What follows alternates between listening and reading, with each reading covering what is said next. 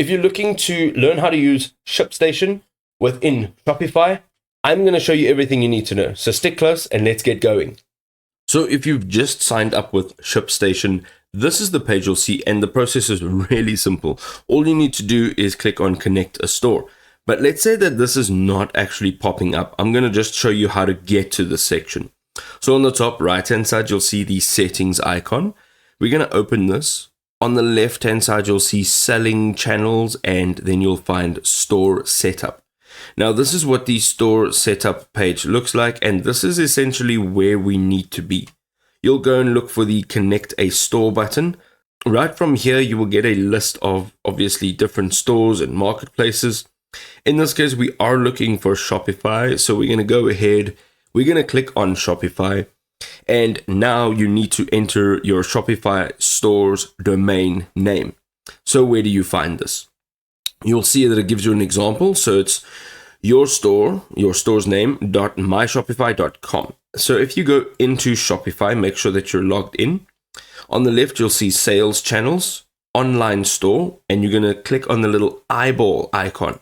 This will open up a new window, and essentially this is your store. Now, this is a sample page, and this is what mine looks like. But essentially, you're looking for this right up here. So you can see this is my store name, .myshopify.com. So you're going to right click there and copy.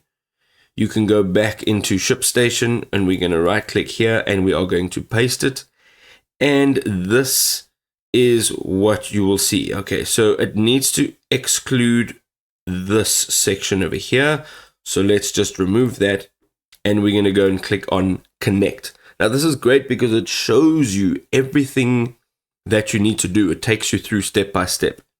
You'll now be redirected to Shopify. You will now need to just click on Install here. You're just offering access and permissions so that your Shopify account as well as your ShipStation account can actually connect. You will now be able to integrate your Shopify store and your ShipStation.